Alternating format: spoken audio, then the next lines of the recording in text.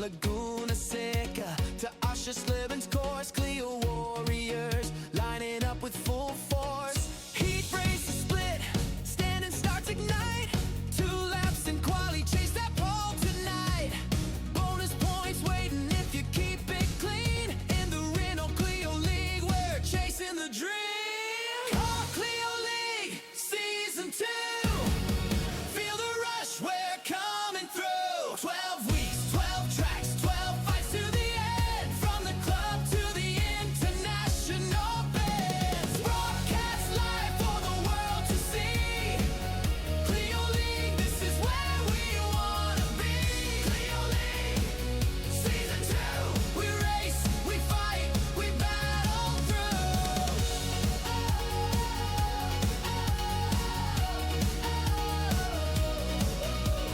Heat races first, then feature 1. 15 minutes, pedal down, get it done.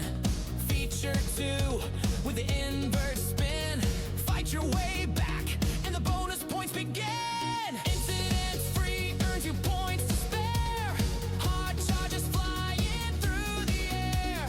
If you win them both, clean and true, 10 more points, that's how champions do. Call Clio League Season 2. Feel the rush, we're coming through. 12 weeks, 12 tracks, 12 fights to the end. From the club to the international bands. Broadcast live for the world to see. Clio League, this is where we wanna be. Clio League Season 2. We race, we fight, we battle through.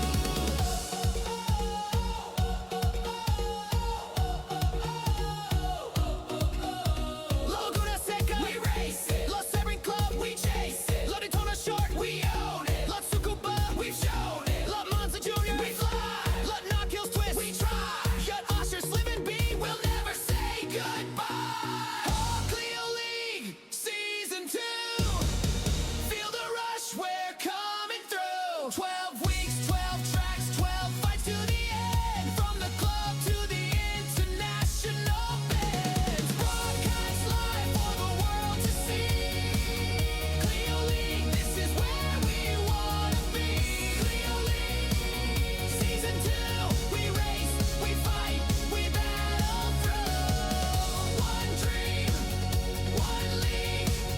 It's me and you. Clio League Season 2. Go.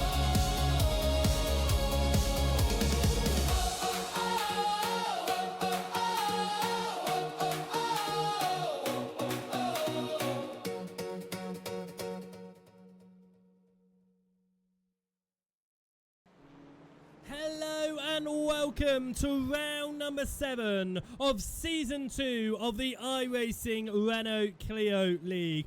We head up towards turn number 1. We're green, we are away. As the water is certainly still there, how is Jared Swain going to fare on a dry set of tyres? But it's Vukovic leading the way ahead of Jabrat and Gwilym into turn number 1. Through the left hand and up back to join on to the Grand Prix loop. Can Jabrat hold the inside of Van der Herk into turn number 1? It looks like he backed out just a little bit earlier. Van der Herk on a slightly wider line. Contact with Matt Gwilym. Gwilym onto the grass.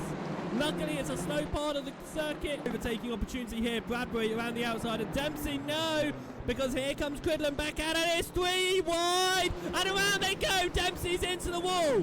Cridland, Bradbury, both into the wall. Ian Lane up the inside of Matt Gwilym.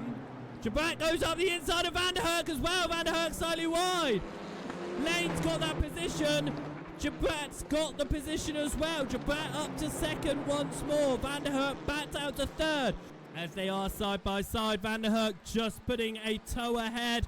And he is later on the brakes. Earlier from Jabrat here. Is he going for the exit? He does that tighter line, which does seem to be working really well in the Renault Clios. Matt Gwilym is going to get involved here. Gwilym can get to the inside of Ian Lane here for 4th position. Jabrat goes defensive and Lane goes straight on. As Van der Herk and Jabrat go into the wall, it's It's white flag lap. That's not the end of the race. What's going on? Richard Dempsey moves into third. Milan Vukovic wins heat race 1 here at Monza. And hopefully no last lap shenanigans. We are away. A slow start from Eric Jägel at the very back. He's then disappeared off of my timing screen, and I think we may have lost Eric Jägel from the race. It was Neil Trotter who actually got slow. No start from Eric Jägel, it seems, but a nice start from Riley Downey. We've got battling with Malone, Henriquez, Westman. This is Rox. He's side by side with Nagel. Nagel goes wide through the parabolica. He's going to cut back on. He's going to stay just out of the way though, so Henriquez and Matt Malone can get through. It's side by side now from Luis Henriquez and Matt Malone as they come across to the timing line for the first time to complete lap number 1. 11 cars in this race as we go on. Matt Malone has held on to 4th in class out of Luis Henriquez. Are we going to see the driver stop for turn 1? No, Matt Malone! Too much speed. With just over 1.5 minutes, this is 2 laps to go. Mark Codd has the inside line into turn number 1. And he gets the position. But they are fighting for the overall win. But it is going to be Mark Codd who wins heat race 2 here at round 8. Riley Downey wins Division 2. And it is Richard Edgar the next across the line. It's green. We are away up towards turn 1. It is still wet out on track. Everyone on wet tyres, including Jared Swaim, who tried dry tyres in the heat. It did not work. Of Codd and Van der Herk. It is Codd up the inside. Van der Herk on the outside. Van der Herk on the grass. As was Edgar behind. Luis Henriquez as they head up towards the final turn. Lane's got the inside. He brakes later. Henriquez looking for the exit, but this could invite Jared Swaim into the mix behind there. Swaim getting pushed by Bradbury. Bradbury now looks up the inside of Swaim. Swaim looks up the inside of Henriquez. It looks like he could try to make that position. Henriquez on the slightly wider line. It's not going to play out. I've lost him. There he is. He's gone off at the parabolica. Matt Gwilym has got around at the parabolica, was fighting for the top positions here today. It looks like he's lost it though. Is he still going to dive for on the late brakes? Yes, he is. But it is going to be slightly on the water. He aquaplanes slightly wide into Conrad Bradbury. It's 2x2 in the rain. We're here in Noah's Ark. Up towards the timing line. Swaim and Bradbury side by side. Matt Malone and Cedric Gibrat side by side. Through the parabolica, up towards turn number 1. Who's going to come out on this on top? Is it going to be 3 wide? Matt Malone pushing Conrad Bradbury. Here comes Gibrat to make it 3 wide with Malone and with Swain behind. Ahead of Van der Herk. Up towards turn number 1. Van der Herk holds the outside line though, but he is extremely wide. He's onto the grass. Van der Herk gives up that position. Is for 12th and 11th. It is Jared Swaim and Cedric Gibrat. Swaim up the inside. They remain side by side. Gibrat's going to have the inside line now, but it will swip around once again to Swaim. That was Neil Rox and Luis Henriquez we saw off the circuit. And here comes Jared Swaim. Contact with Luis Henriquez, and Cedric Gibrat is looking to take full advantage of that, but he's stuck behind Henriquez now. Up towards the parabolica, it is Henriquez leading Gibrat on the inside line. Jared Swaim there on the outside. What is the 724 going to do? He's tried to turn in, and he's pushed off the circuit. All 3 of them off the circuit, and through goes Jürgen Nagel. And come across the block, but is he going to? No, Matt Malone goes for it. Cedric Gibrat also goes for it. Up ahead, can't do it on Luis Henriquez. Matt Malone side by side with Jared Swaim. He gets the position. Henriquez though, looks like he's gone extremely deep. He's hit the wall. Heavy at turn 1. Purple. It is certainly drying up out there. As Van der Herk around the outside of Dempsey. Is it going to be enough though? No, it's too deep. Dempsey's got that position taken care of. But Milan Vukovic wins feature race 1 once again. This time here at Monza. It's green here at Monza for the final time. Feature race 2, it's raining. Everyone on wet tyres. As many points on offer in this final race as there's 3 wide into turn 1. And sideways for Cedric Gabrat. Joshua Lloyd continues to lead this intermittent rain-filled race. Matt Malone side by side with Jürgen Nagel. Matt Malone is going to want to dispatch Nagel so he can try and get Gabrat and a podium in the D1 field. Malone looks to the inside of Gabrat, but he has to defend. Van der Herk's on the outside. Gabrat and Van der Herk onto the grass. And around is the 189 to the inside. Jared Swaim is 3rd overall. No, he's 1st overall because Joshua Lloyd is off at turn 1. And around go a number of cars at turn 1. More cars side by side, more contact. As that's Gabrat involved again. Is it going to be 3 wide? It is going to be 3 wide. Gabrat backs out, but he goes back for it. He's looking for the inside. It's 3 wide into turn 1. Gabrat runs deep. And he's into the wall and he's around Cedric Gabrat. But it is a fight for 3rd. Matt Malone on the inside. It turns to the inside of Matt Gwilym. The 2 Matts side by side. And Malone takes it. There's contact behind. 2 cars around. Vukovic going for the move up ahead on Matt Gwilym. Not able to complete it. There's contact. There's contact. Sideways. Sideways for Van der Herk. Through goes Fox. Past Rocks. There's contact between the teammates. Seconds up the road. And there are back markers coming into play.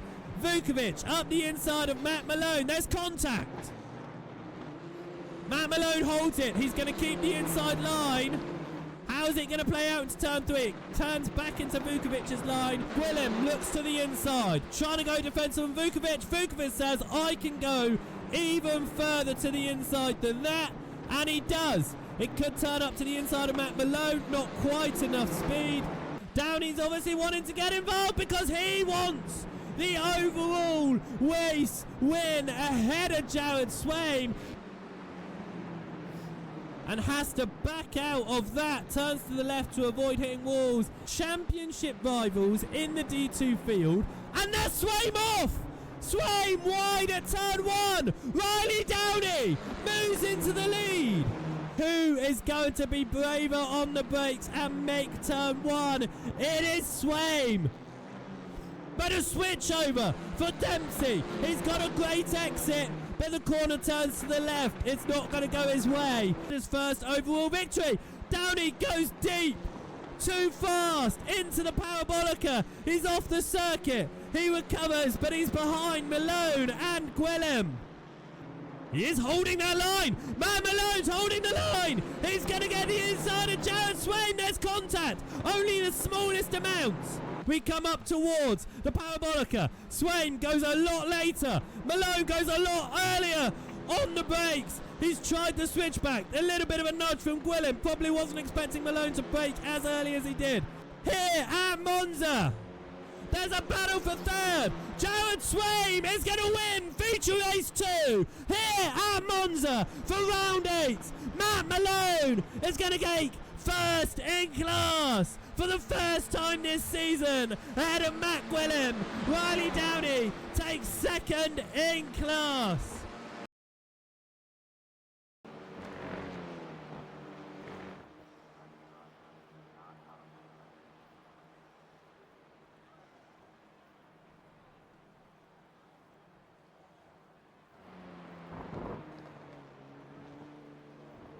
Hello everybody and welcome to Thruxton for round number 8 of season 2 here in the Renault Clio League. And this is round number 8, not Monza, like I was yelling out in my half-ill stupor last week.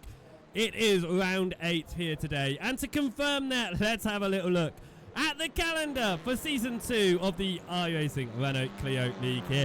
We're here today at Thruxton, our first UK visit before heading across to Germany next week and the Nürburgring.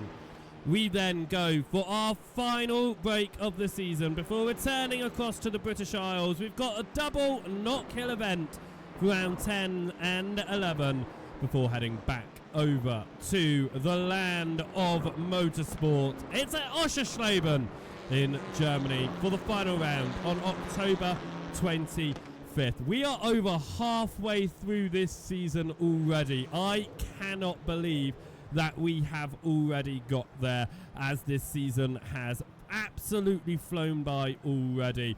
Talking about this season then, let's have a little look at how the championship standings, well, stand after round number 7 at Monza.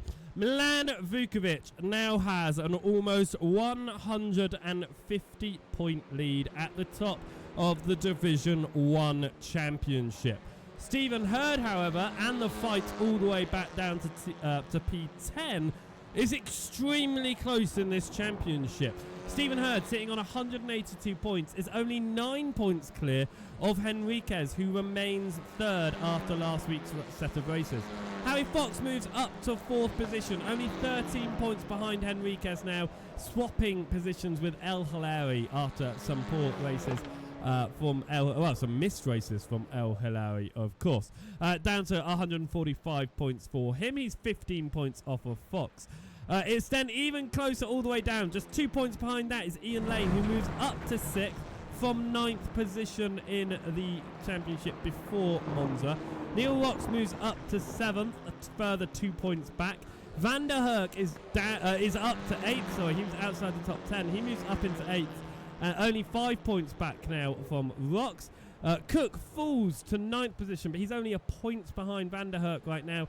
And Matt Malone is only a further 4 points behind that. So outside of Milan Vukovic, it's a battle on for P2 in this championship for sure. And I believe that one is very likely to go all the way towards the end of the season. D2, the top of the standing, looking a bit closer on this one. Jared Swain continues to lead the Division 2 standings after the 7th round of competition. Riley Downey remains in P2, 20 points back. After leading for quite a few rounds at the start of this season, Anthony Hilton has fallen to 3rd and has fallen further back down the order. 54 points behind Downey, in fact. Edgar holds on to 4th after last week's race, but Hagland and Gould both make their way past Zach Thibault. Peter McIntyre remains in 8th position. Jürgen Nagel moves up a few positions and climbs inside the top 10. And Aaron Perez, we saw some good racing for him earlier in the season. We haven't seen him very often though, and that's why he falls down to 10th.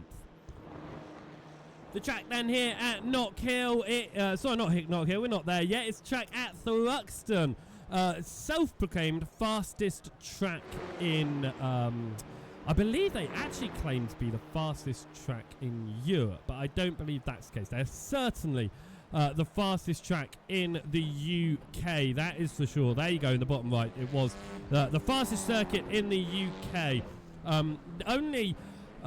Really, on this circuit, only 2 braking points. That is turn 3 and then up to the final chicane as well. So it's not often that these Clios are going to be on their brakes, or at least they shouldn't be. They might be though, as the race continues around. If you're new to this league and you're not sure about how the events progress, we've got a 25-minute practice session. That's what they're doing in the background right now. That's why we're chatting. That's why we're chilling. We got 15 minutes until they head out for their 2 laps of qualifying. Those drivers are then split into 2 and we get 2 heat races. Heat race 1 will see all of our odd number qualifiers, so 1st, 3rd, 5th and so on. And heat race number 2 will see our even number qualifiers, 2nd, 4th, 6th and so on. They will then come back together for feature race 1. That's our big points haul.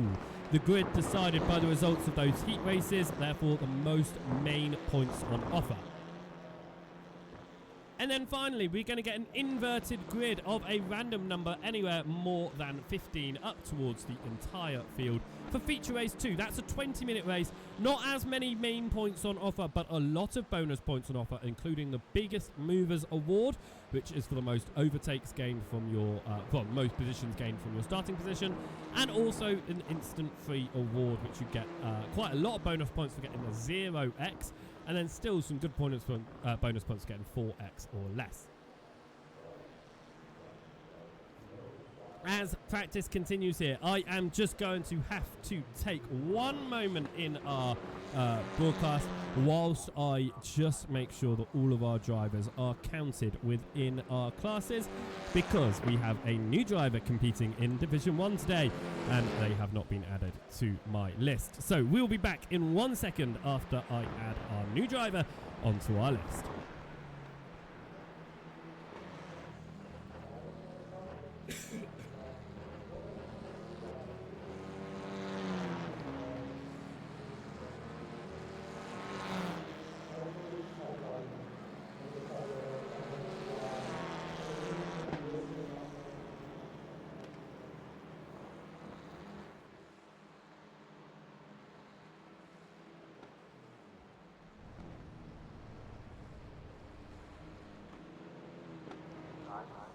Spectator area around the circuit is now open.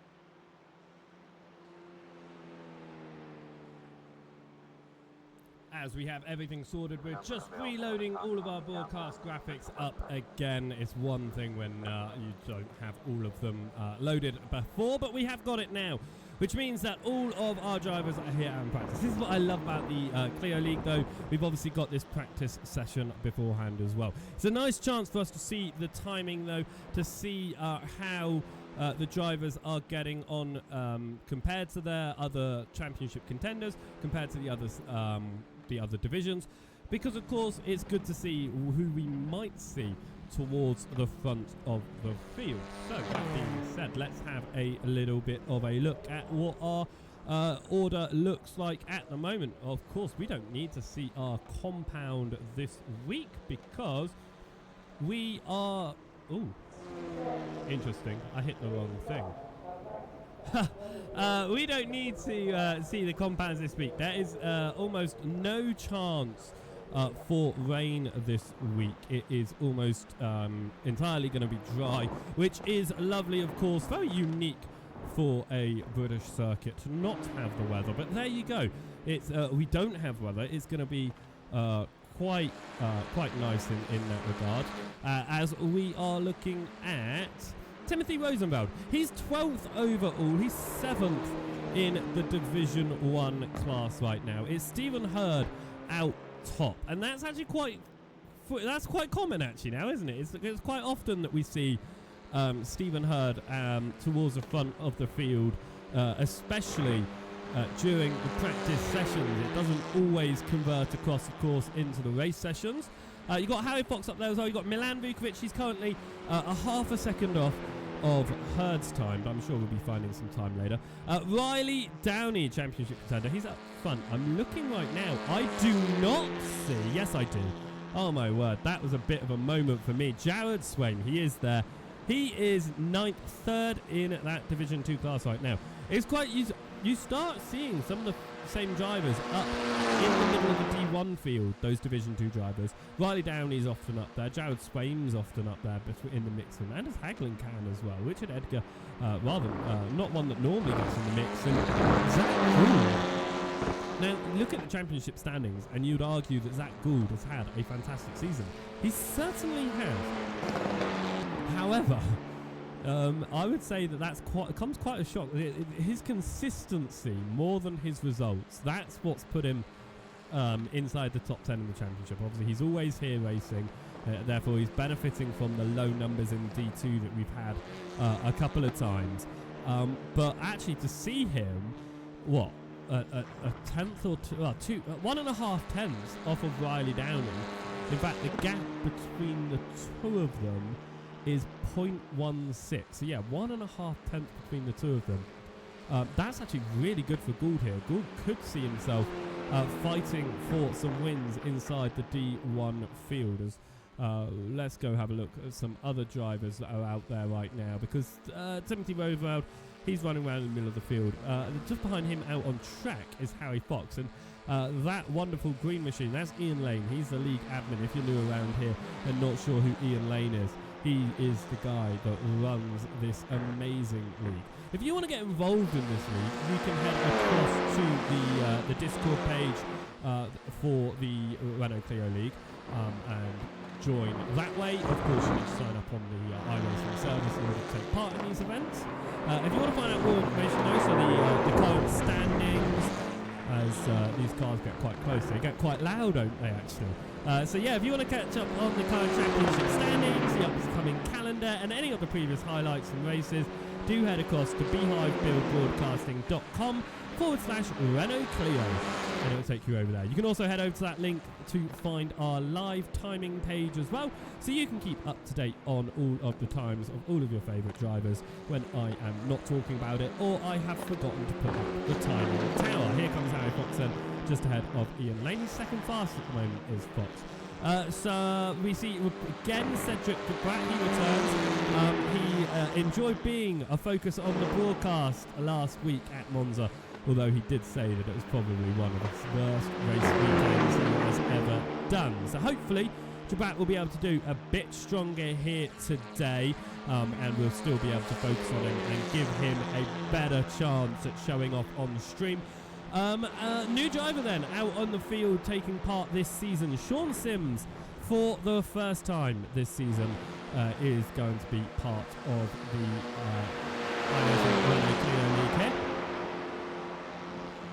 He sits at the very back of the field. He is in the Division 1 category. He's 4 seconds off of Hurd's time right now, but I'm sure we will see that time start to improve. It is only practice, of course, not qualifying yet. These times are nice to get representative times, but they are not the overall final time to set the grid. That being said, can I just point out a few of the close drivers here? Because I'm going to point out the fact that I'm looking at Ian Lane and Jared Swain. They are separated by 1/1000th of a second. Well, they were, because Jared Swain's gone faster. Fine, I'll go talk to somebody else then, because I'm going to go talk about Thomas Batchelor and Peter McIntyre. Identical lap times on the boards, are showing both as... Okay, I'm going to stop talking about drivers that are really close to other drivers then, because apparently they don't like it when I talk about them. Joshua Lloyd, Matt Malone. They're 0.02 of a second between each other. Well, what are you going to improve now? No? Okay, right. Here we go then, looking at the top. Fox, Vukovic has found time though. He's found 0.2 of a second over the time he had put in before, and he is now only 2700 of a second away from Harry Fox. Stephen Hurd obviously still at the top, but a lot of British drivers and of course Scottish drivers finding their way to the front of the field here as they are on their home peninsula.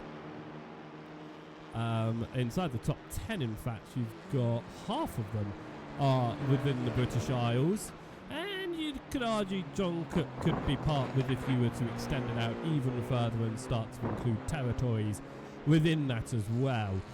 Lewis Henriquez, Riley Downey, they swap positions. 0.004 of a second between them as Lewis Henriquez moves into 9th ahead of Riley Downey. That puts Downey, Swain and Gould all together in that Division 2 field. In fact, Swain has made his way past Gould in that timing. this is one of those liveries now that has just become a staple on the stream. And do you know what? I was thinking about this last week when we were running around at Monza, how much this livery just feels like I'm watching a touring car race. I don't know if anyone's ever watched the British touring cars, but watching Jared Swain in this livery, it's giving me those vibes. And it's getting me hyped up as well. A new race of the BTCC tomorrow. And I get to go. Look at that. I'm going to be in the stands, probably yelling my own commentary out and annoying everyone around me as Jared Swain continues around here in practice. 3.5 minutes left on the clock. 2 laps is all they're going to get in qualifying to set their time. And like I said, only 2 braking points on this circuit. When you're out on that track alone, that is definitely the case. And Swain is coming to their second braking point now. And arguably, I would say, one of the hardest braking points on any British racing circuit. That chicane is a monster because you are braking as you're turning right. So easy to knock up, so easy to just run just a tad too fast. And I would say it is the hardest corner on a British racing circuit. Obviously, you've got quite a few challenging corners. You could argue Cadwell has many difficult corners to run around. You've got Croft, which has a few tricky circuits as well. Donington Park, Silverstone, you know, I wouldn't say any of those corners come close to the challenging of that final chicane. But that's just my personal opinion, of course. I've raced all of the British circuits in a variety of different cars, and this final chicane is the corner that I still can't get right after almost 15 years. Actually, it is 15 years of sim racing now. I still cannot get this corner right.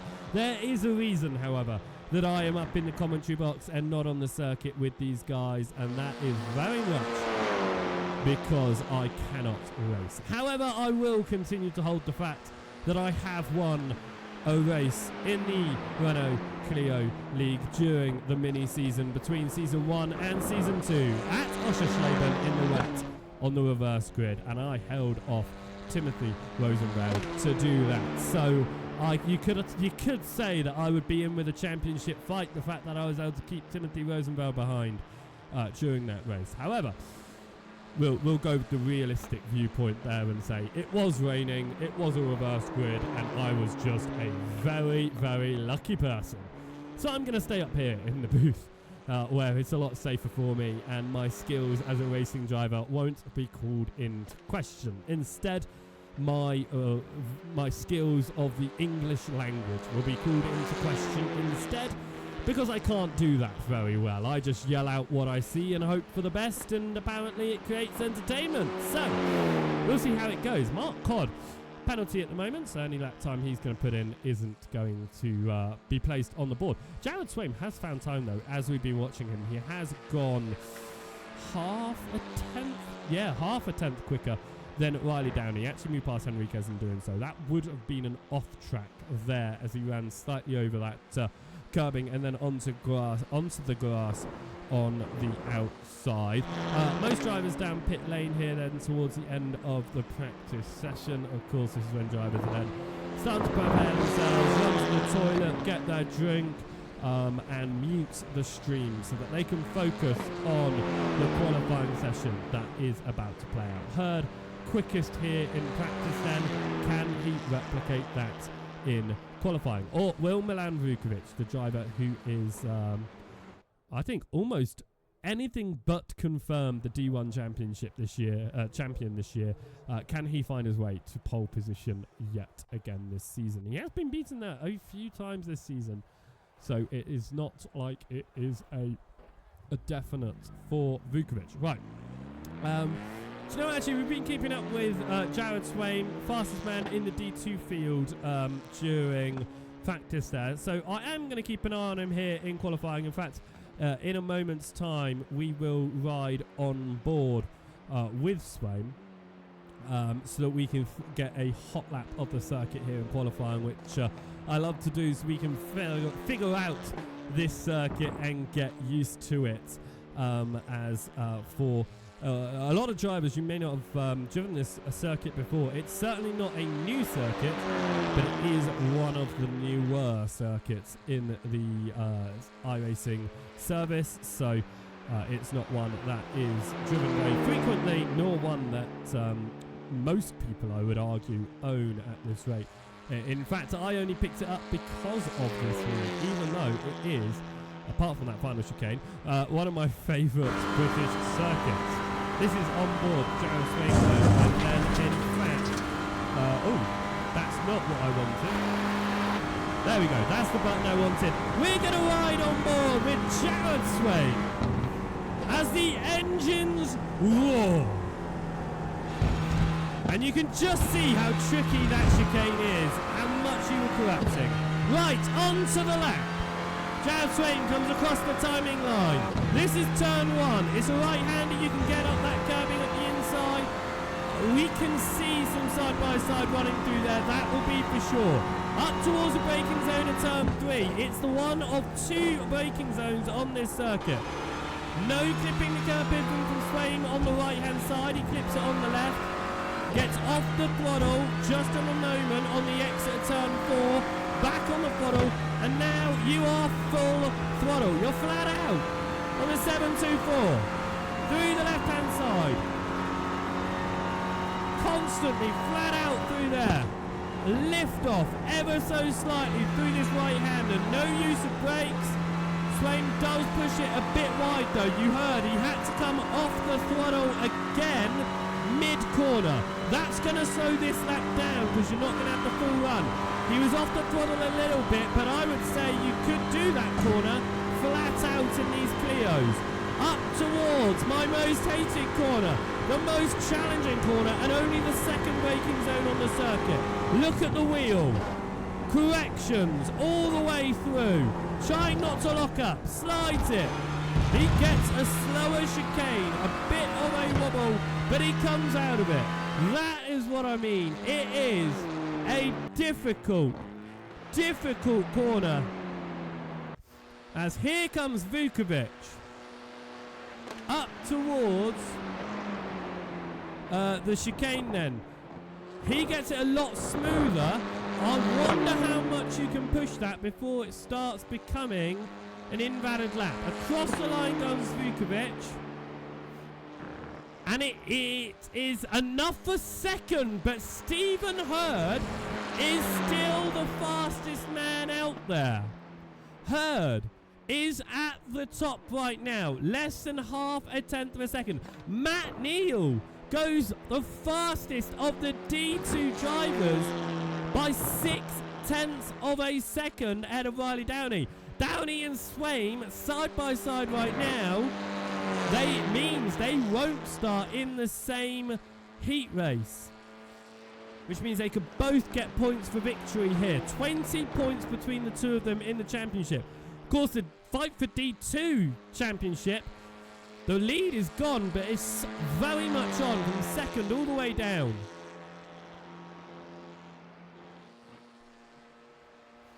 Right now, as we push wide, keeping it on the circuit though for Vukovic. Can he find this 0.045 second that Stephen Hurd has on him right now? As we go into the brakes of the chicane, that definitely looks like it's an invalid lap for Vukovic. It looked like he cut it across, and it could be an invalid lap here. No, that still counted. And it's only just quicker than Hurd, and Hurd cannot go faster. And Fox, 1/1000th of a second above Stephen Hurd. Look how close your top three are. That is incredibly close in this field of drivers, and I think most drivers now have put in lap times. Here's Peter McIntyre. He's 6th in class. But Matt Neal and Richard Edgar taking first and second in the D2 class.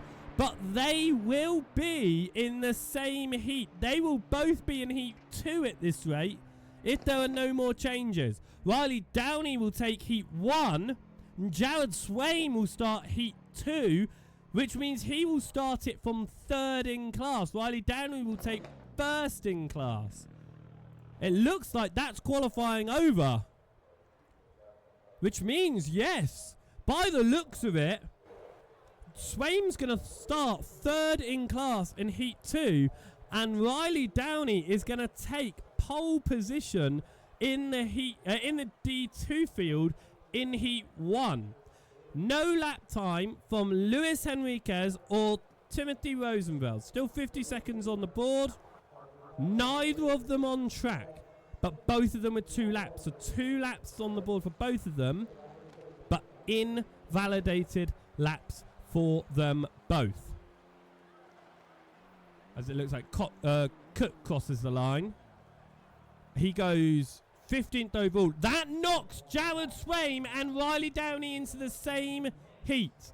And they are both in the same heat as Neil and Edgar. Which means Anders Hagland, the 5th fastest D2 driver, is going to start 1st in Heat 1 for D2s. That's crazy. That's how these splits work, though. That's how these qualifying work. So even though Hagland is the 5th fastest D2 driver, he is going to be starting his heat from pole position in class.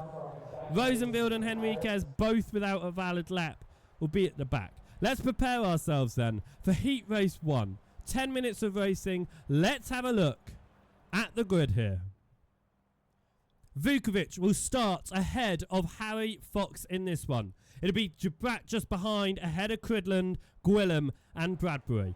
Malone and Cook round out the top 8. And then Hagland will start the front of the Division 2 field ahead of Zach Gould, Jürgen Nagel and Joshua Edwards. Timothy Rosenfeld, without a lap time, will start at the back of Heat Race number 1.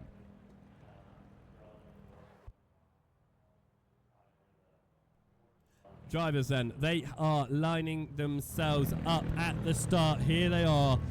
13 drivers will start Heat Race number 1 here at Thruxton, the fastest circuit in the UK. No rain this week. We've seen rain come and go over the races so far this season. It has mixed it up. Daytona, Tsukuba, and of course Monza. Some major changes to the race results due to the rain in each of those races. We stay dry though, and as Vukovic on pole once more. They're going to line themselves up and prepare themselves for the start of Heat Race number 1. The engines roar. We are green and we are away here at Thruxton. Gould gets a slow start off the line at the back there. It was Edwards trying to make way through. No, it looked like it was possible. Yeah, it was Edwards trying to make his way through there at the back. Right, we continue on through. It's a mix of cars up towards turn number 3. Side by side for second. Box and Jabrat right now. Jabrat's got the inside on Box. Continues to be side by side behind as well. Anders Hagland side by side with Jürgen Nagel. That's for the front of the D2 field right now. And it looks like the D2 field, apart from Timothy Rosenfeld, remains at the back of this field. Timothy Rosenfeld, though, takes out Joshua Edwards as he came onto shot there. Rosenfeld spinning Edwards to the infield there. Rosenfeld has not had the weekend that he would have hoped for.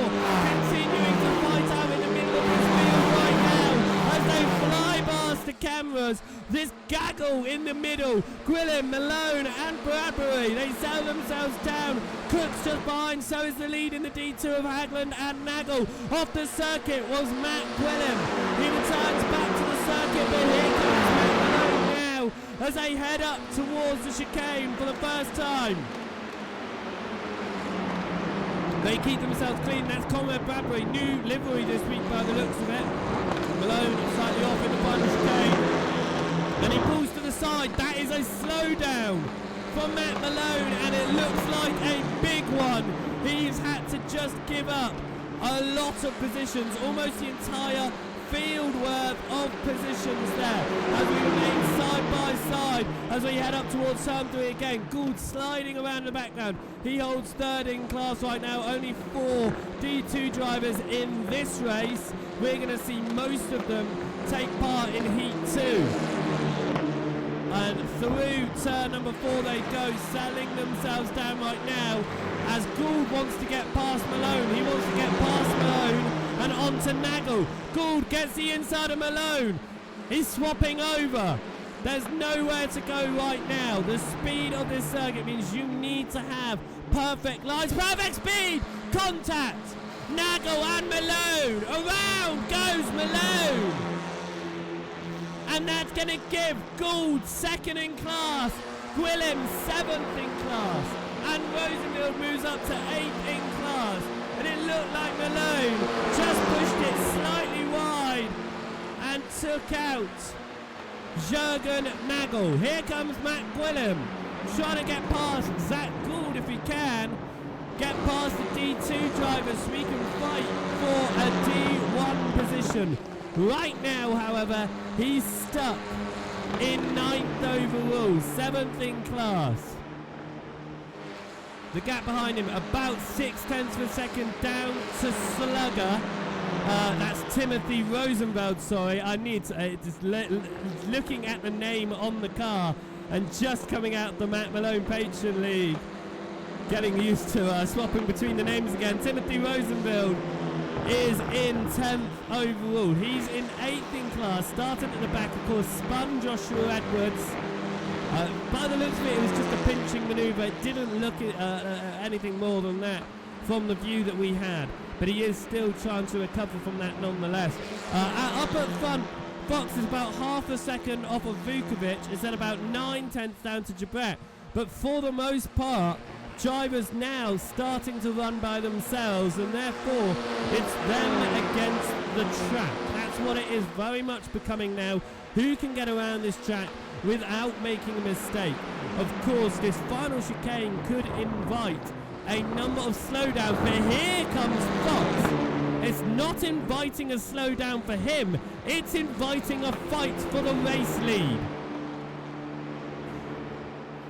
It's not often you will see Milan Vukovic fight it out on pure pace, but we saw how close qualifying was. It was incredibly close. Stephen Hurd, obviously the other driver who is close to these two in speed, but he will be in heat race 2. They'll come back together for feature race 1 at the front of the field if they all remain that way during the heat races, but they were incredibly close here, and Fox could really give Vukovic a fight and a run for his money here. As I said, it's almost a definite that these drivers are going to, well, that Vukovic is just going to pull away from the rest. He is going to take this championship, but the fight for second is very much on, and Fox is in a fight with Hurd. And Hurd can take the win in Heat Race 2. Fox needs to take the win here to get maximum points at offer. Up towards the chicane. Vukovic goes defensive. Fox on the outside. Different racing lines. How's it going to play out? Little bit of tyre smoke. But they all settle themselves down and they go through without issues, without slowdowns, and across the line onto lap number 5 out of 8 here. We are about halfway through the race with just over about 6 minutes through this race, and we're expecting 8 laps as we're now running on the 5th lap of this race. Hagland continues to lead the D2 field. He's come out of nowhere towards this midway point in the championship, I would say. He was definitely down the order at the beginning of the championship, and suddenly he is moving up the order and slowly catching up to a possible championship fight with definitely with Hilton. But he could find himself up towards Downey as well, very possibly. Not Hilton. It is Hilton. Is Hilton here today? That's a question. Obviously, I can't see him at the moment. But it's going to be the question, is Hilton racing today? I don't remember seeing his name in practice or qualifying, which means that he will fall further away from the leading fight. 6/10 of a second between Vukovic and Fox right now. About 1.9 seconds back, and we're going to jump this over to have a little look at the interval, of course, because that is a lot more useful in this situation than the gaps. And that being said, it gives us straight away the interval between Matt Gwilym and Hagland was they were running side by side, settling themselves down here. So Matt Gwilym running behind Anders Hagland. He has made his way past Gould, as has Timothy Rosenfeld made his way past Gould. So they've only got one more D2 driver to get rid of here. Matt Malone at the back of the field, about a second off of Joshua Edwards. Both of them have gone around in this race. Send 5 seconds up to Nagel as Malone gets past Edwards in the background there. Looks like quite simply as well. This is a fight for overall position. A great alternate line there from Matt Gwilym, and in fact Hagland just backs out of it. Different divisions, and he just knew straight away nothing he can do there. Gwilym just had a huge amount of speed, and it looks like Edwards went off in the final chicane, which allowed Matt Malone that position. As we continue to look here at the battle for overall 7th, Timothy Rosenfeld just back a little bit, but this race has certainly eased themselves up here, and I think, as I suggested earlier on, that this race is very much now just drivers racing the circuit for the most part, trying to get through without too many issues. Hagland dropping down to about half a second behind Gwilym here.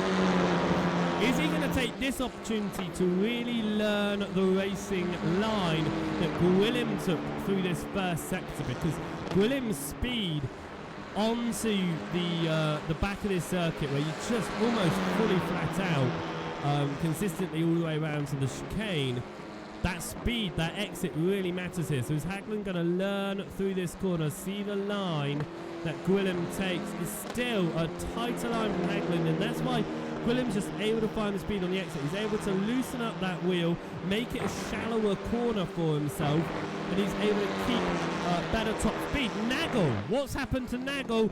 He's down pit lane. What has happened to Jürgen Nagel here? He's just visited pit lane. Is it, as he's missed, is it possible fuel? He's forgot to fill up on fuel at the start of this race. It is! It's fuel for Jürgen Nagel. He returns to track. That promotes Edwards now to 3rd in class. But a fuel mistake, not putting enough fuel for the race.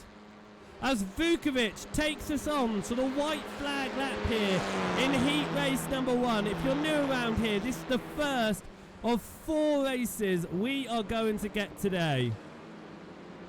We've still got the 2nd heat race to come and the 2 feature races. Here comes Vukovic leading the way once again. This is the D1 Championship dominating driver of Milan Vukovic. After he's 149 points clear out in the lead. It is going to be a lot more than that after this weekend, I'm sure. And it's going to come to the point of when is it going to be impossible for any of the other drivers behind to catch up. Hagland taking full advantage of the championship leaders in the Division 2 field all being shoved into the same heat race. Because he's going to take the win here, really help himself out in the championship.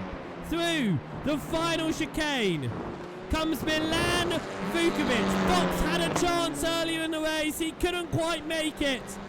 But Vukovic wins at Thruxton for heat race 1 here, round number 8. As they all cross the line and it comes to a close, let's have a look very quickly at the race results from heat race 1. It was Vukovic who wins that one ahead of Harry Fox. Cedric Gabrat went a lot more clean on this race than we saw in Monza, and he had a nice result to bring home in third. Matty Cridland took fourth and Conrad Bradbury in fifth. John Cook then took sixth position ahead of Matt Gwilym, who took seventh in the end. And Timothy Rosenveld took eighth in class, ninth overall. Anders Hagland won the Division 2 field. Zach Gould took 10th overall and second in class.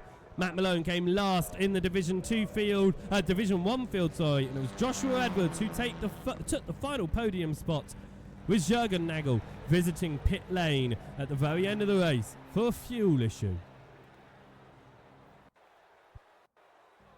Let's have a look then at how the grid is going to line up here for heat race number 2.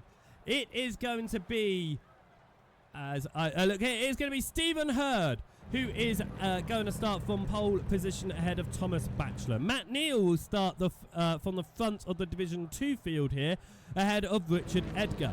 We'll then see Mark Codd and Ian Lane behind. Then we'll see Downey, Swain, McIntyre, Lloyd, Symes, Ayala and Henriquez as we get ready to go green. We are green here in heat race 2, and that is somebody not getting off the line at the very back. It's Sean Sims not getting off the line in the D1 field at the back. He's got a slow getaway. No, Sean Sims he did get a slow getaway, but it was actually Luis Henriquez who got an even slower getaway there and is all the way at the back of this field right now. The front of the field remains side by side for third. It looks like as they go side by side, that is Neal and Codd, two different divisions there. But it is Matt Neal who comes out on top. He leads the D2 field. He's now third overall as we come through onto the just flat out section of the race course. Just a little bit of a lift through this right-hander. That was Jared Swain touching the grass. You don't want to do that here at Thruxton because it can just send you around. The speed that you gather. And that was the leader, Hurd, running onto the grass, and that was even more so. Riley Downey, championship contender onto the grass, ahead of Jared Swain. Swain would have seen that, and he knows he can now pressure Riley Downey into the chicane. They're side by side. Swain takes the position ahead of Downey. Downey slides, and that's surely going to be a slowdown. He's had to back out. Richard Edgar goes through. Is he still slowing down or is he okay? Looks like he might be fine here. Didn't get hit like Matt Malone did in race 1. As we see the the race standings on the left-hand side, Swain has made his way into second in this off this start here. Now just has Matt Neal to get past to take the lead. Codd takes second overall. As that's Batchelor, who actually ran off the circuit because he's down to fourth overall now. Matt Neal has gone through, and here comes Matt Neal once again fighting with Mark Codd. So Matt Neal really getting himself involved in this fight for the overall lead here. A black flag for Luis Henriquez as he already reached the incident limit here. As he falls down the order, I'm assuming we'll see him down pit lane. He is down pit lane. This is Jared Swain. He's got Batchelor just behind. Batchelor looks to the outside. Behind that, we've got the fight for Riley Downey and Edgar. That's for class position. Downey gets that move past Edgar, slides it through the chicane. But he does keep the position there. Batchelor once again up the inside of Swain. That's for overall position but not class position. So Swain holds on to second in class ahead of Downey now. As Downey's once again under attack from Edgar up onto the first of two braking zones on the circuit. Downey holds that position there, keeps the position of sixth overall. Swain, is he going to fight with Batchelor or use Batchelor here? At this point, it's 2 seconds to Matt Neal for Jared Swain. I think it's going to be just a bit too far unless there's some sort of issue for Matt Neal there in second. Stephen Hurd He's the other driver that was in that 3-car extremely close qualifying run at the start in qualifying. He was the only one of those 3 to come into heat race 2. He is showing his speed here with that almost 3-second lead at the moment over the rest of the field. Is Swain going to go back for the move past Thomas Batchelor here, or push him along? Batchelor goes defensive. Swain on the outside. No tyre smoke. They both run smoothly. Did Batchelor cut that corner? Yes, he did. He cut the inside of the penultimate corner, the left-hander, before they cut back across. He has to give that position up to Swain. It looks like that's all he had to give up, but he has had to give up a significant amount of time there. So Jared Swain now only has Cod between himself and the lead here in heat race 2. Through the final chicane they go, and up towards the flat out section on this race circuit. Here comes Richard Edgar though, trying to get involved with trying to get involved with Riley Downey. Ian Lane's just behind. He's 4th in class, is Lane. He's going to want to get past Edgar and Downey to try and catch Batchelor to take the podium in this Division 1 field. As off the circuit goes Edgar, Ian follows him. It's just to follow the leader through that right-hander. Neither of them, by the looks of it, lifted, which is why they pushed wide there. As they head up now towards the chicane, is Ian Lane going to try and make the move? He hasn't got the overlap, but he is still trying to pressure Edgar here. Into the chicane. Many different lines being run. Oh! As that is Thomas Batchelor. Once again, slow through the chicane. Was that a mistake or was that a slowdown? What happened on the exit of this corner here for Batchelor? Because he's fallen behind Swain, Downey and Edgar on that one.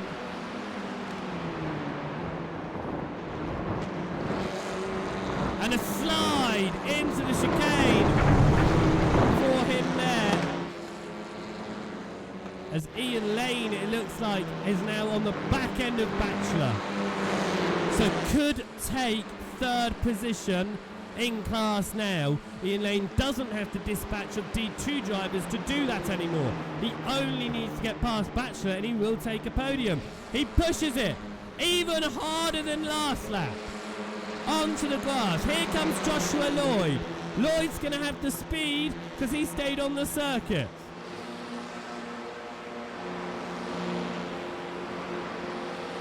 Lloyd holds on now to 8th overall. It's 5th in class still, but Lane has now dropped back and is going to have to try and find time or hope for another mistake from Batchelor up front for him to now take this podium. It was right there within his taking. He couldn't quite take advantage of it.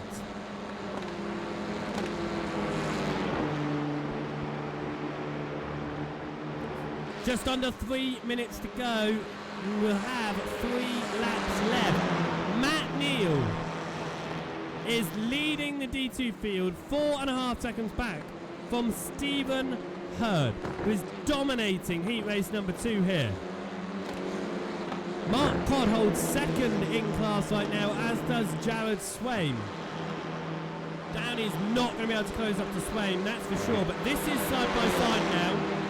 Edgar and Batchelor. Not for class position, for overall position. Through goes Batchelor. Edgar backs out of it. One. Looks like he might be going for the speed on the exits here. Racing behind Ian Lane and Joshua Lloyd. Lloyd up the inside of Lane here. Are they going to run it side by side? They're going to try. Lane on the grass. Once again. He has paid for this circuit. He is using every inch of it as we come up towards the chicane and heading up to 2 laps to go right now. Closer fights out on track in this race, that's for sure. Mark Codd, 2 tenths behind Matt Neal, and there is Jared Swain actually. He's only about a second behind Matt Neal here. If Neal and Codd start to fight, This could invite Jared Swaim in to try and take the victory in the D2 field.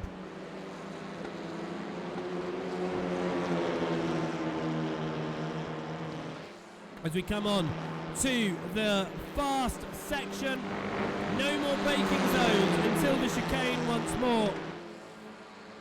Mark Codd trying to run a slightly different line here. See if you can get the speed on the exit. What is going to work better? The wider entrance or the tighter entrance? It looked like in this case they were evenly matched. Slipstream, of course, for Mark Codd. How much is that going to pull him along? Of course, these cars are almost reaching top speed. Well, they are reaching top speed by the end of the straight anyway. So how much is that slipstream truly helping? I don't think too much. Onto the brakes. Trying to keep it in track limits, not get a slow down. They certainly have. Codd once again on the back of Neil. We go on to the white flag lap here in Heat Race 2. Codd doesn't need to make this overtake for points, but getting this overtake done now will set him up in a better starting position for feature race 1. That was tyre smoke from Codd. Hard to tell because Neil and Codd were running directly in line. Here comes Jared Swaim here to get involved. Is he going to try and push Codd possibly and try and work with Codd to get the position past Neil? Or is Swaim going to go for the overtake to try and get the position for feature race 1's grid? That's what he goes for. Swaim moves into third overall. Is he going to carry enough speed to get past Neil? Is Neil going to possibly make a mistake into the chicane? As we watch Stephen Hurd absolutely dominating heat race number 2 here at Thruxton for the 8th round of competition in the 2nd season. And he comes across the line, headlights flashing for the win. Neil holds on to win Division 2, and Codd pushes to try and take back third overall at the line. He can't do it. As the rest of the field all come through, let's have a look at the results here for heat race number 2. It was Stephen Hurd who won that one in a dominant fashion over Matt Neal. Jared Swaim took third overall and second in class, and Mark Codd took second in Division 1. Riley Towney was the final podium sitter for Division 2, and Thomas Batchelor was the final podium sitter for Division 1. Then behind was Richard Edgar. Following him was Peter McIntyre, Joshua Lloyd and Ian Lane. Sean Sims, Edward Ayala, and then Luis Henriquez at the back, out of the race early doors. We are here then ready for feature race number 1, and let's look at the grid very quickly. For feature race number 1, it's Vukovic out front ahead of Hurd. Fox will start alongside Matt Neal, followed by Jabrat and Swaim. We'll then see Cridland, Codd, Bradbury and Downey rounding out your top 10. Behind that will be Cook and Batchelor. Gwilym will start in 13th ahead of Edgar and Hagland. McIntyre, Rosenfield, Lloyd, Gould and Lane will round out your top 20. It'll then be Matt Malone ahead of Sean Sims. It would be Edwards, followed by Ayala. And at the back of the field will be Jürgen Nagel and Luis Henriquez. 15 minutes on the clock here for feature race 1. It is the race where most points are on offer for finishing positions. So the positions are the ones that matter in this race. Feature race 2 with the invert, it's going to be about the bonus points for that one. 12 laps expected in this 15-minute race here for feature race 1. Let's see how it goes for these drivers. Are we going to see Vukovic, Hurd and Fox all trying to battle it out for the lead of this one, because all three of them are very quick drivers. We saw that in qualifying. We saw that in both the heat races, as the field of 26 drivers, one of the stronger fields of the season, lines up here at the fastest circuit in the UK. 15 minutes on the clock. Vukovic from pole, Hurd from second.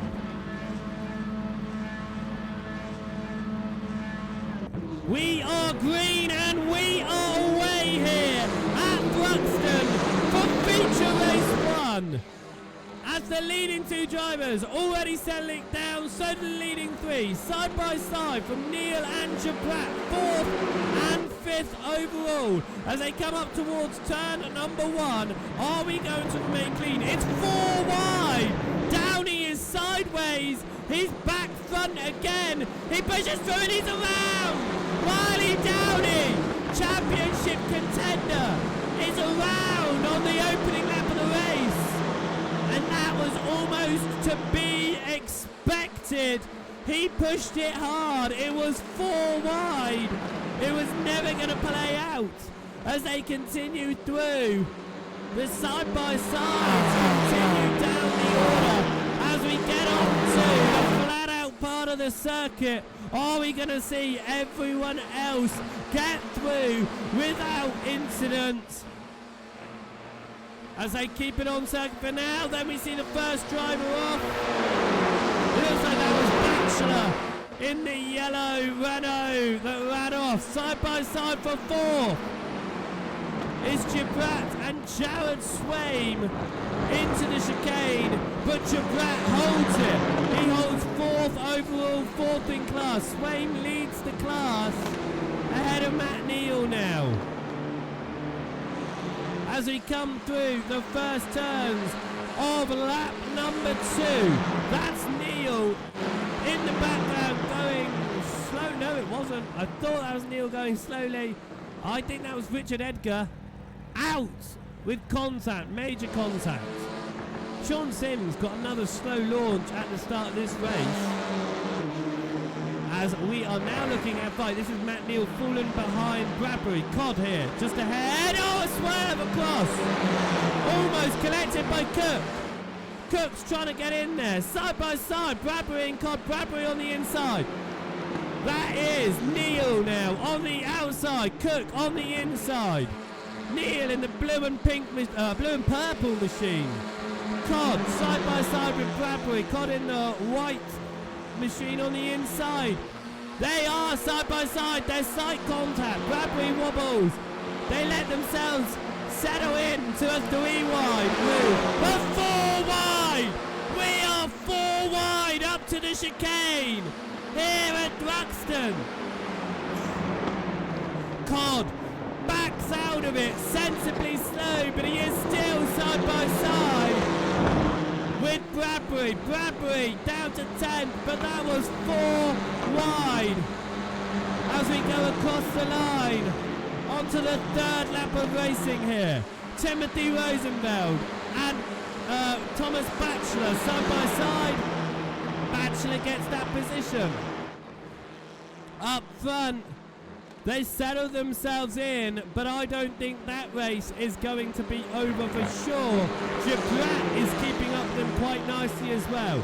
Jared Swaim in 5th is a further 3 seconds back. There's a big gap then between 4th and 5th overall in this race right now. But there are some brilliant fights going on. Here's another one. Timothy Rosenfeld is in the middle of a very 3 wide fight there. You've got Joshua Lloyd just up ahead in front of him. Ian Lane and Luis Enriquez side by side behind. Enriquez up the inside of Lane. Lane has run off at this corner many times this weekend so far. He stays on this time. As it looked like Enriquez had to lift off to give Lane space, and it's given Lane the speed as well. As they get into the chicane, it looks like Timothy Roosevelt cuts the corner. He's going to get a major slowdown from that one. As he's on the right-hand side and he has to give up all those positions, and he falls to second to last in class, and he backs over to the right again, still having to give it up a slowdown. Jared Swaim leading this class. Riley Downey somehow. Let's just remember this man was facing the wrong way on lap 1. He has recovered to 5th in class. As we're 5 minutes down, 10 minutes to go. Richard Edgar has returned to the circuit after repairing his car. He is not yet a lap down, but the leading drivers are certainly closing into him. A 10th of a second between Fox and Hurd. Are we going to see a fight here? Or are we going to see them working together? No, we're going to see Hurd look up the inside of Fox into the chicane. No contact, both of them push hard, but they keep it just about on inside of the limits to not get a slowdown. But that has allowed Gibrat to catch up to Hurd here. Cod and Bradbury, they're side by side once more. Bradbury's in 9th overall, 8th in class. 7th in class. As now Bradbury goes side by side with Neil. He's going to be stuck on the outside under the braking zone here. Is Cod going to try and take advantage? Can't do anything. Bradbury gets through as the corner switches back. It turns back again. Is Matt Neal going to have a good exit here?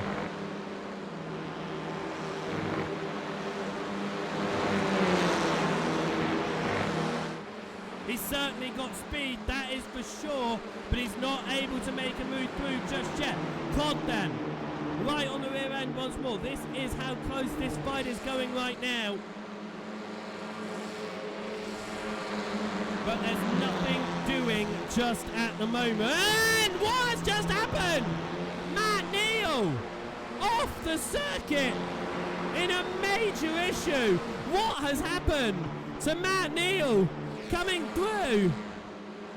He swerves to the right of Bradbury. And Bradbury and Neal come together. He keeps it facing the right way and gets it back on the circuit, but I would say a racing incident there, but that is a lot of time lost and a lot of positions lost for Matt Neal as Matt Malone gets past Riley Downey and Matt Neal returns past Riley Downey as Downey continues to fall down the order. Does he have a possible slowdown there out to the final chicane? It is possible because he lost a lot of positions there.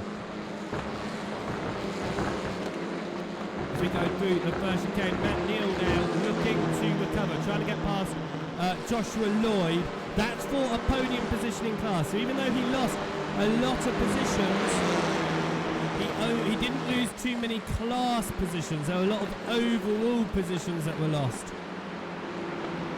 As they go side by side now, Matt Neal gets past Joshua Lloyd and will hold 3rd in class. Riley Downey just behind will be trying to get involved in this fight for the podium. Jared Swain, a nice lead in D2 as it is an overtake attempt there for Harry Fox. He couldn't get past Hurd. And here comes Gibrat. Gibrat up the inside of Harry Fox. And Cedric Gibrat gets 3rd overall and 3rd in class. 3/10 of a second behind Stephen Hurd. Hurd, the fastest man out there right now. We're almost 10 minutes through this 15-minute race. As the battle here in the lead, it settles itself down for the moment. This one does not. It's Henriquez leading Lane and Malone. Lane gets past Malone. Is Malone going to go for the exit here?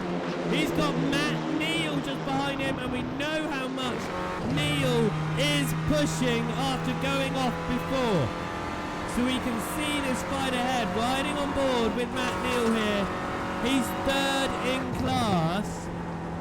He's got 4 Division 1 drivers between himself and Anders Hagland, who is 2nd in class. as they continue through now. Malone is pushing Lane. There's nowhere to really go into that corner. Lane's onto the grass, comes back on. Malone has to swing to the right.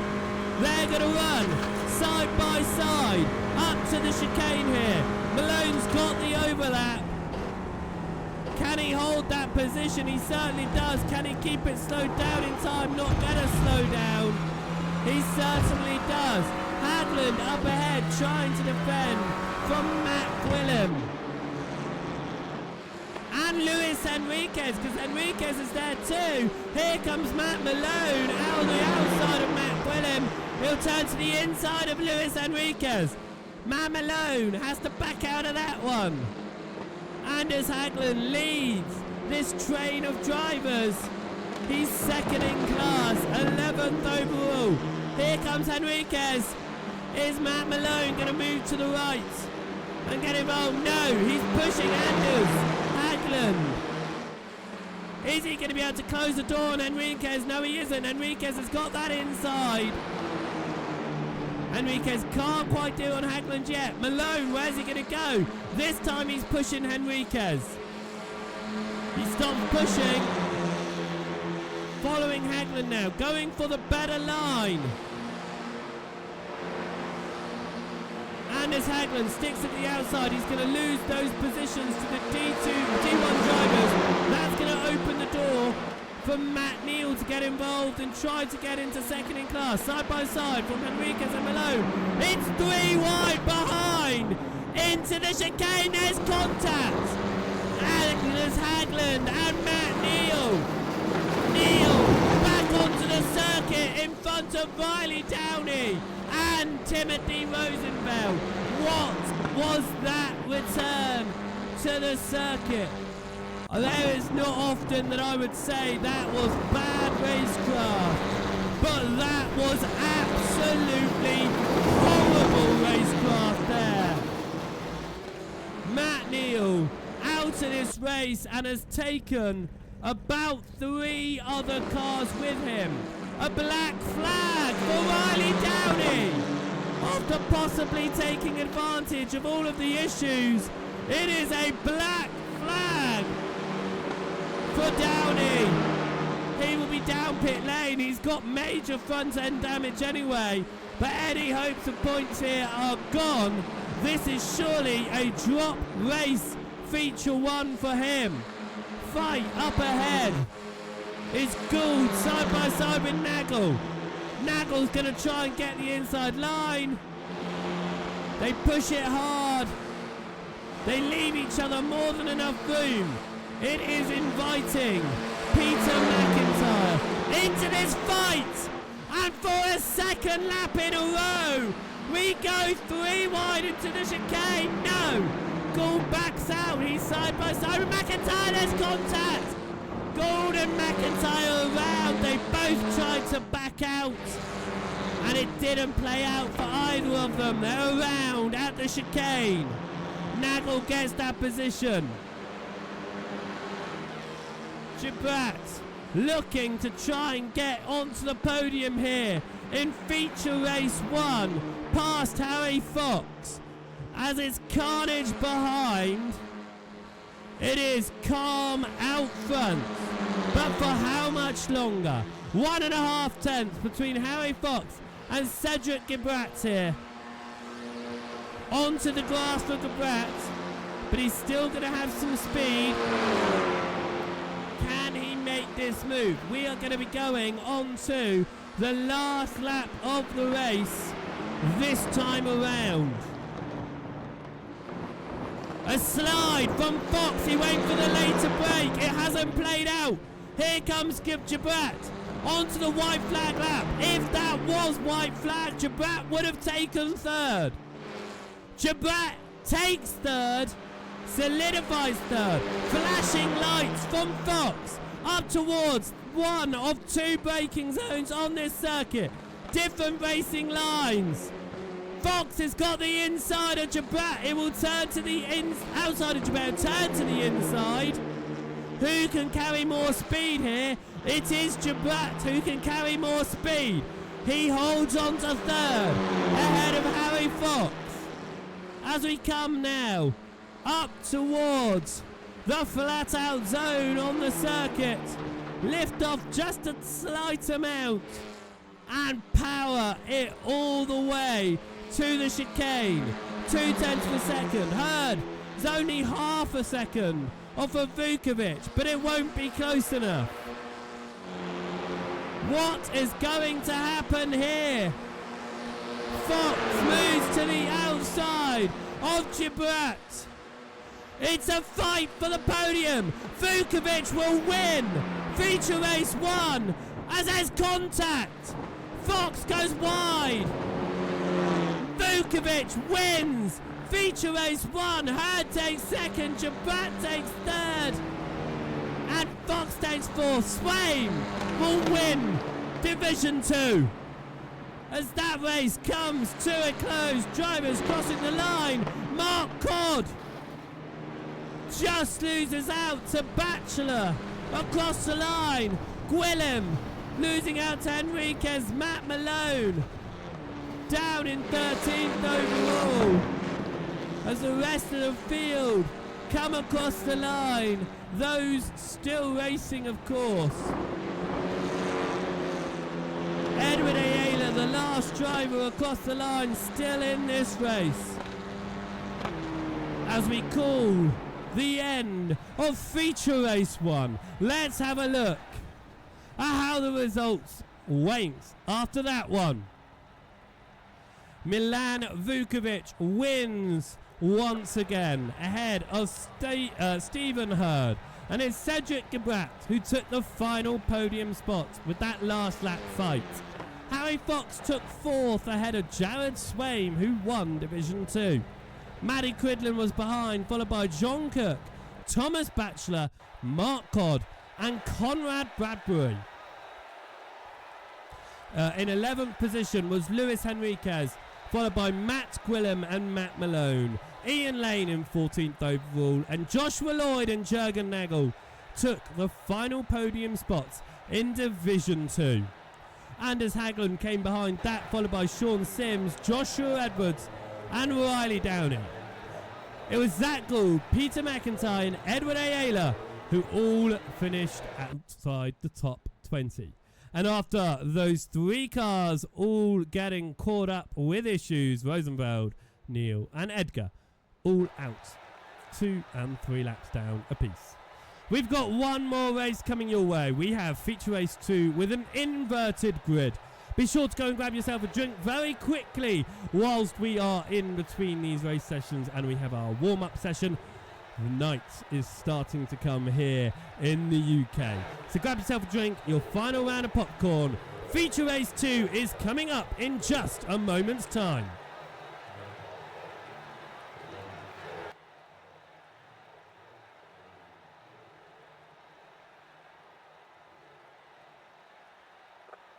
Team manager, please note that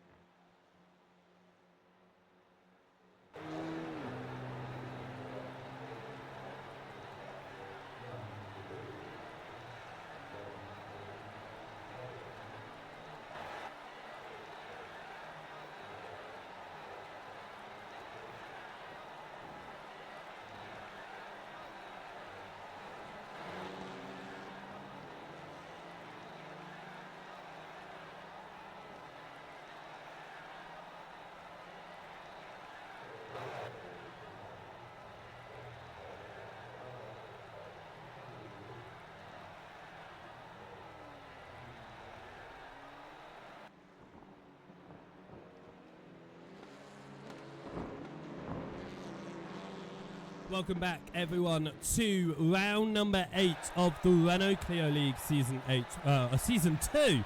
We are preparing ourselves for feature race 2. It will be an inverted grid. It is a random surprise to us here on the stream because I always forget to have a look when I first load into the session as to what the reverse is going to be. But that's the fun of it. We'll get the grid up once the drivers are starting to grid, which will be in about 20 seconds time. this race then, the longest of the day. It's a 20-minute race. Like I said, inverted randomly from either 15th all the way up to the entire field.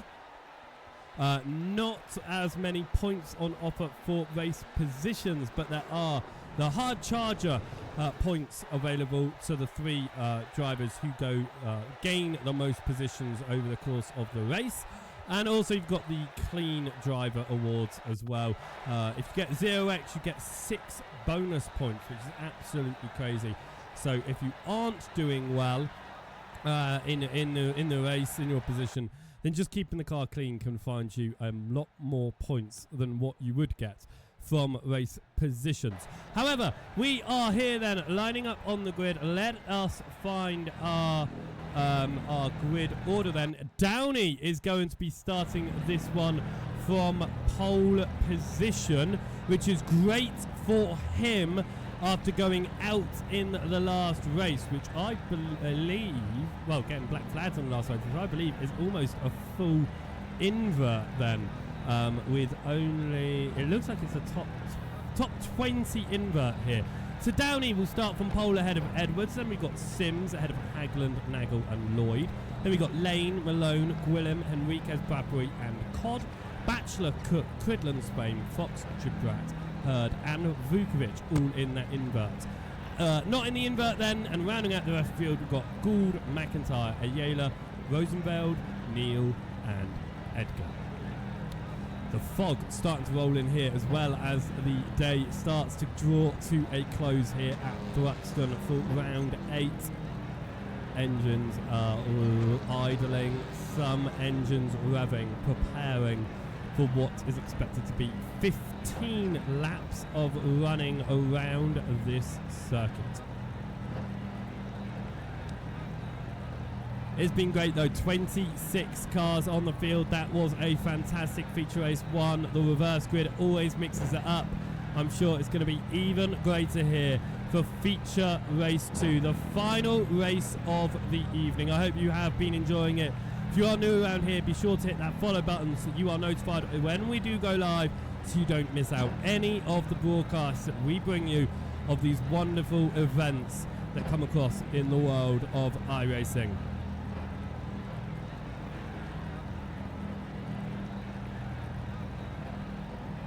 The last few moments then as these drivers grid up.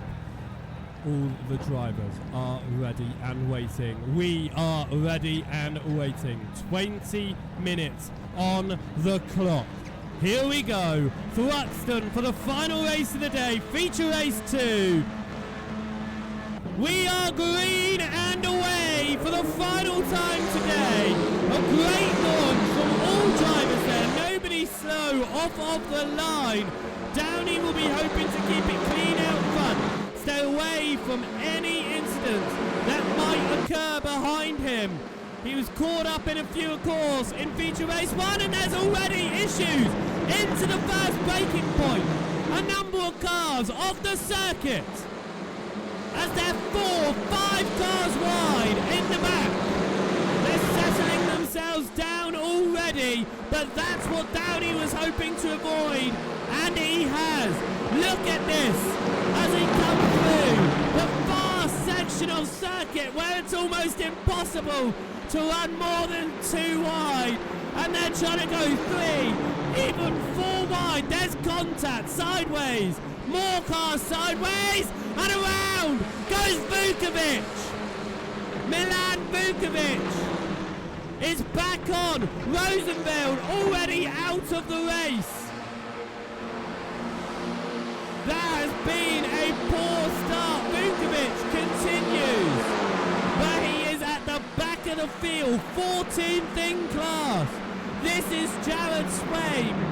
He's 5th in class. He needs to get all the way to the front of this field as around goes Cedric Gibrat at the chicane.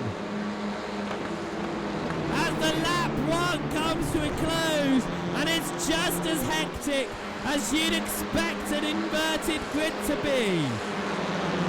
Matt Malone leads Division 1. He won Division 1 the inverted grid, and Monza, can he do the same today? Around goes John Cook, contact, Sean Sims and Richard Edgar. Edgar with major damage. The battles out front continue. Ian Lane on the back of Matt Malone. Matt Malone behind Jürgen Nagel. Bradbury and Gwilym, they swap. Gwilym falls behind. Trying to get a recovery now. Malone has got past Nagel. Here comes Ian Lane to the inside of Malone. And he can't quite do a direct corner, but we are going 2 by 2. Here comes Luis Enriquez. He's going to try and make it 3 wide. Ian Lane has to back out of his move past Malone here. How's this going to run up towards the chicane? Malone tucks to the inside. And Ian Lane forgets the track layout. And Ian Lane needs to purchase a map for next week, so that does not happen again.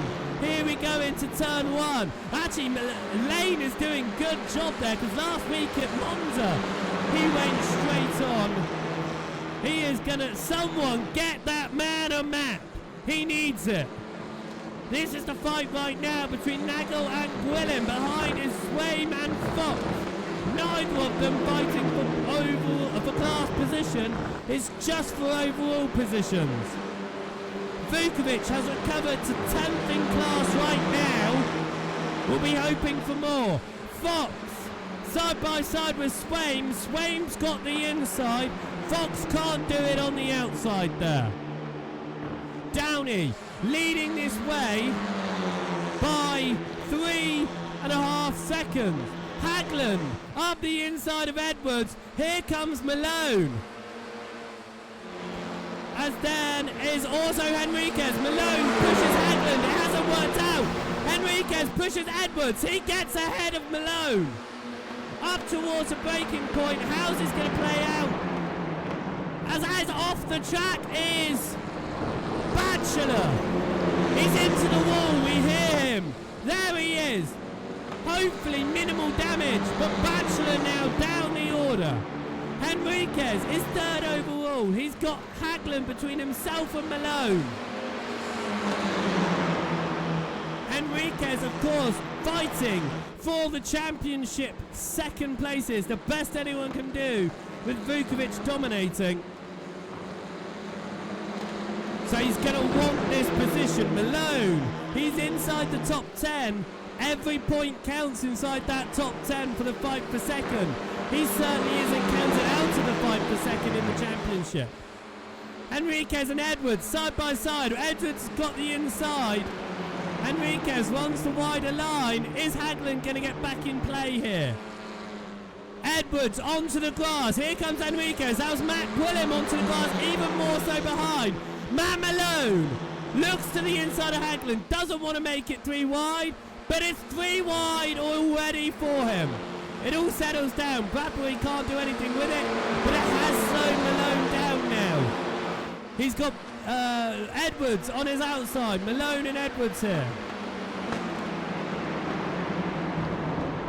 Can they get through the chicane without contact? They certainly can give each other just enough room, and here comes Harry Fox from nowhere.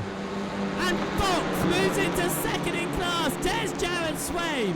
It's a gaggle, a huge gaggle of cars up towards the first braking zone. Malone stays ahead of Swaim. But, I thought I was about to be contact. There's not. But different racing lines being played. Bradbury trying to keep it ahead of Swaim. He can't. And there's contact. That was Edwards, who was sideways. He's moved immediately straight again. Through goes Jürgen Nagel and Matty Cridland.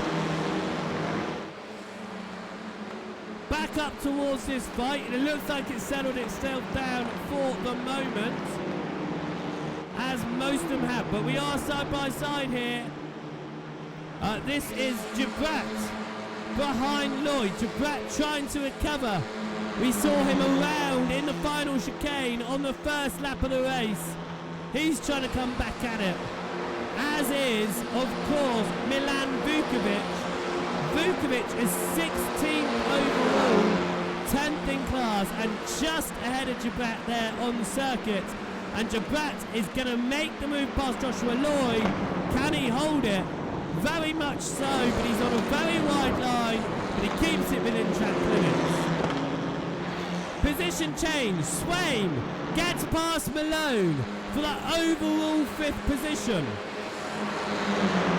Malone's not going to want that because he's got Hurd and Bradbury fighting behind him, and they are both D1 drivers. The last thing he wants is a D2 driver forcing him back into this fight. But Swain looks like he's got speed and could be pulling away anyway.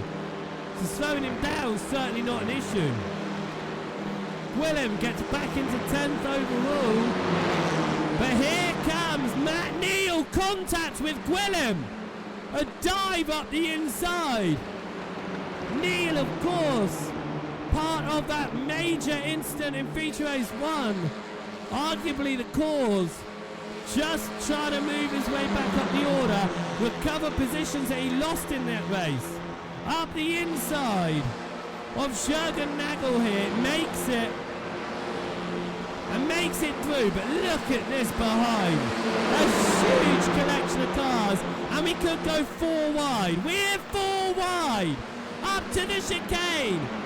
How's this one going to play out? It moves down to 3 wide.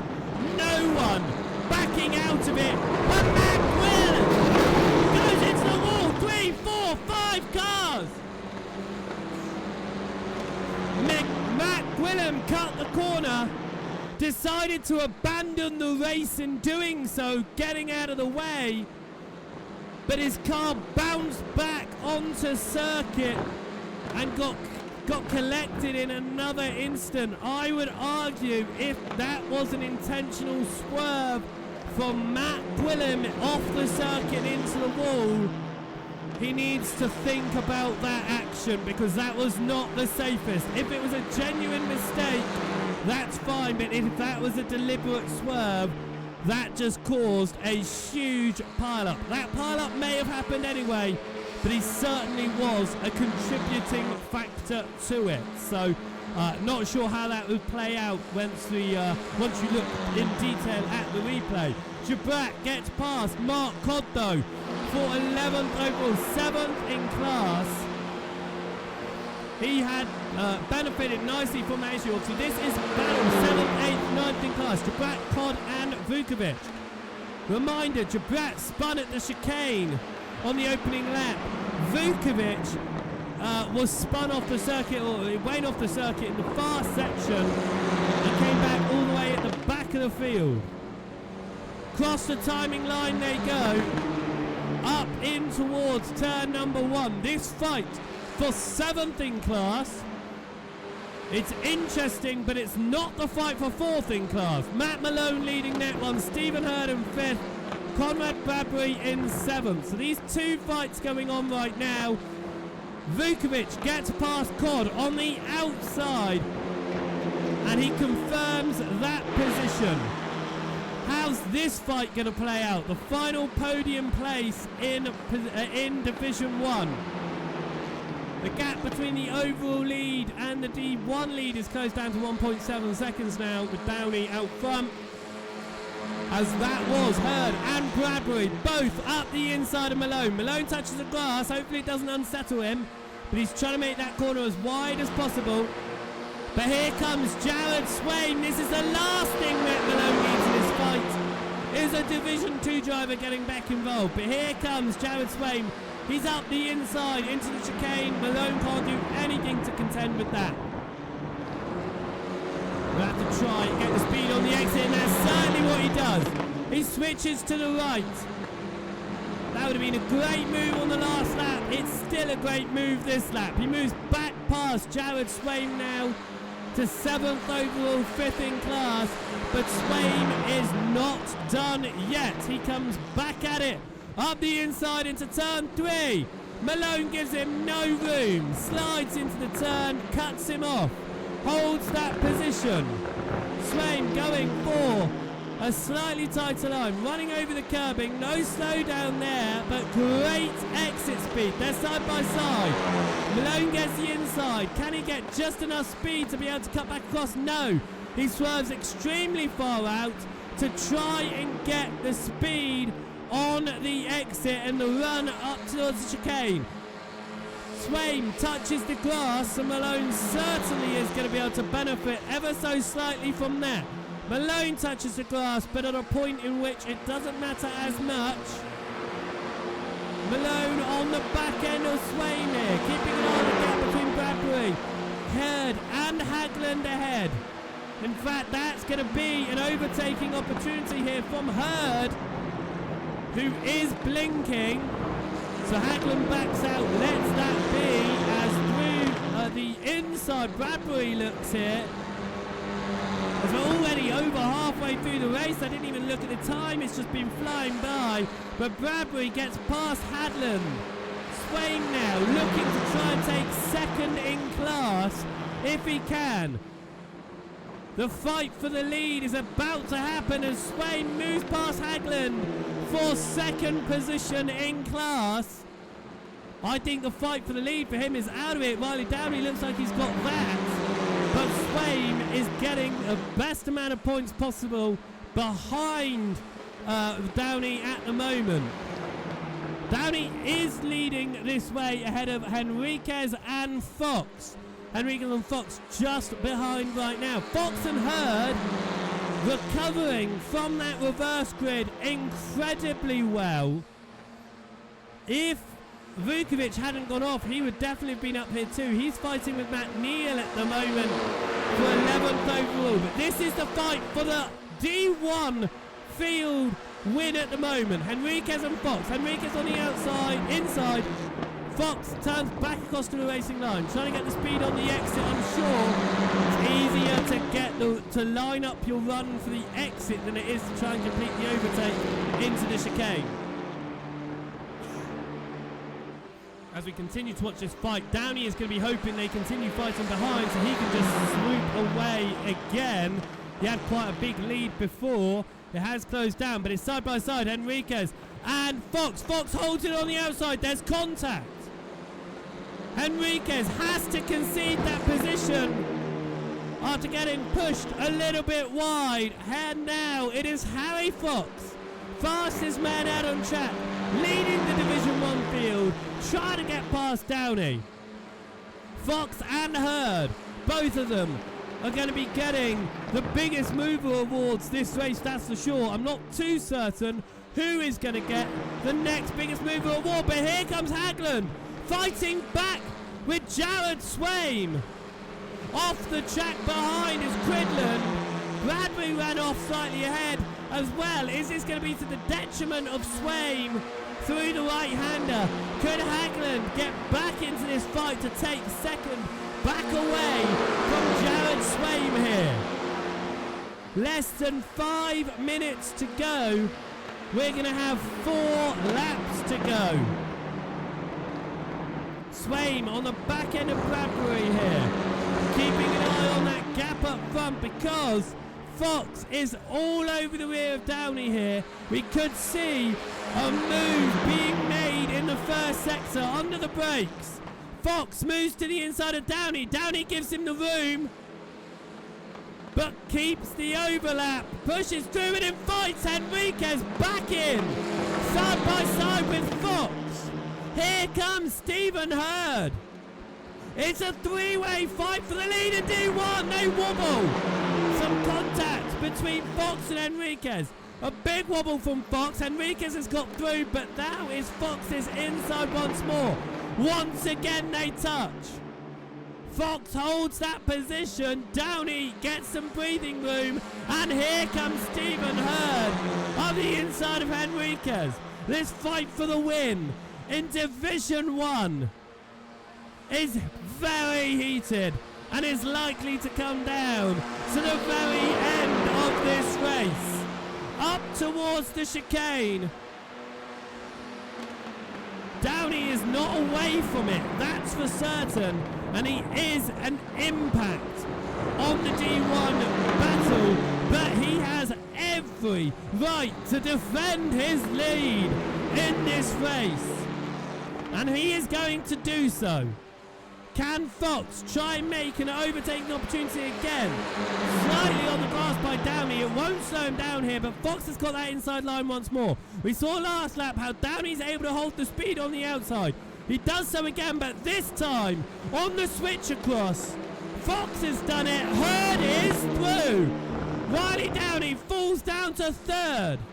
Can Luis Enriquez get through? No. Which means the fight for the lead has dropped Enriquez for the time being.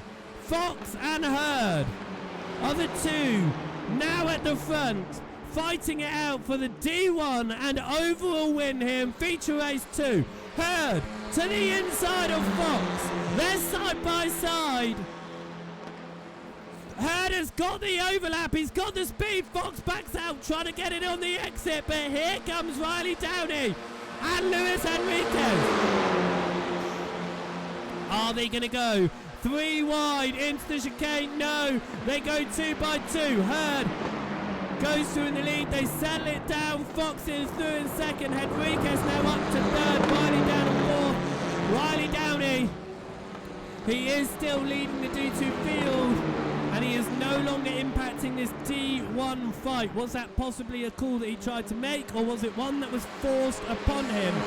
Either way, we're on to the penultimate lap of this race here in feature race 2. Stephen Hurd goes slightly wide. Harry Fox dives up the inside. They remain side by side. They touch. Fox will get the inside line, but Hurd has got speed on the outside. Here comes Luis Enriquez. This is the fight for the win. Hurd holds on, there's contact. Fox on a wider line. He's going to get the inside line, but Hurd has the overlap and can close the door. Hurd remains ahead. Lights flashing from Fox. As we come once again through the flatter right-hander. They all push through. We're heading up to the final lap of this race. Is Downey going to get himself involved? Or is he going to let the fight for the D1 field play out? Because he is winning the D2 field right now, and any positions he gains will not play a part on his points haul at the end of this race. Hurd gets a good chicane. Fox still has Enriquez behind. 4 tenths between the two leaders, 3 tenths between second and third. The white flag is out. As they settle themselves down, it looks like they're just going to try and run in line and find something to do in the final chicane, because that's the next breaking point. Enriquez goes as far to the inside as they could, bumping over the curb in doing so. There's about half a second between each of them here. How they run the next few corners and gather the speed and the momentum matters. Enriquez runs a wider line, loses momentum. Fox closes up towards Hurd. He's got the momentum, but it's not going to be enough for him. Is Downey going to go for third overall? No, he is pushing Enriquez. He's not getting involved in that fight. He has every right to, but he's not going to. Hurd and Fox, as off the track goes Enriquez. That's going to be a slowdown that he has to serve. Hurd wins the race. Fox takes second.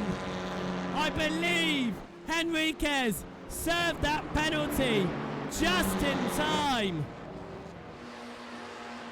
as Downey took third overall. Just a slide from Enriquez. As we look here, this is Gould and Lloyd trying to get Gould at the end, can't do it. And across the line they go. As that was Jürgen Nagel as well getting involved, but he was a lap behind. As our races here at Thruxton finally come to a close after an amazing couple hours here. I love these events. The 4 races. It's absolutely fantastic. So let's have a look at how that race ended up at the end of 15 laps. Stephen Hurd wins that one ahead of Harry Fox. Riley Downey took home the win in the Division 2 category. Conrad Bradbury taking the final podium spot in Division 1. Jared Same took second in class ahead of Matt Malone, Matty Quidland, Milan Vukovic. Just saying, great recovery from Vukovic and Jabrat, 8th and 9th overall. That's 6th and 7th in class for those two. Amazing result after they were both around on the opening lap.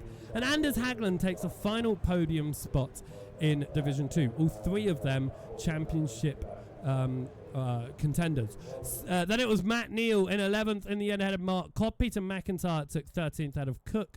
Then it was Gould and Lloyd that we saw that fight coming across the line. Then it was Sean Sims and Edward Ayala. A lap down was Luis Henriquez and Jurgen Nagel. 2 laps down was Richard Edgar, and out of the race was Thomas Batchelor, Matt Gwillam, Joshua Edwards, Ian Lane and Timothy Rosenville. Both of those two out extremely early doors.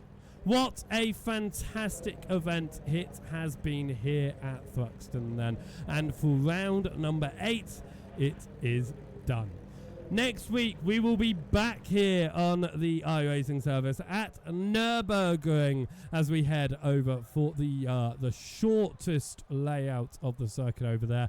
A fun little layout as well. And the small layouts always create some competitive and crazy racing action, so be sure to join us for that one. To keep up to date with all of the championship standings, the race calendar and all of the other information, head across to beehivebillbroadcasting.com/Renault Clio, and be sure to head across to the Discord for the Renault Clio League, and you can join this league as well and get down on track for the back half of this season, so you can prepare yourself ahead of the 3rd season of competition. But from here at Thruxton and from me, Beehive Bill, we are done for the day. I hope you have enjoyed all of the action that we have witnessed today. We will be back, like I say, next Saturday to make sure that you don't miss any of the events that take place here on the channel. Be sure to hit that follow button so that you are notified when we do go live.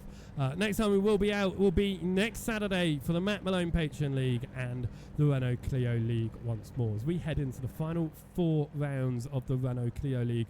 I can't believe that we are now 2/3 of the way completed. This season has absolutely flown by.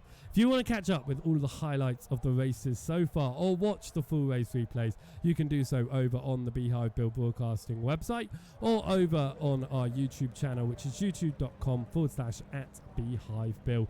You can catch up on all of the extended highlights and full race replays over there. So until next week, I hope you have a fantastic time, and we will see you at round number 9 at Nürburgring. Until then, goodbye.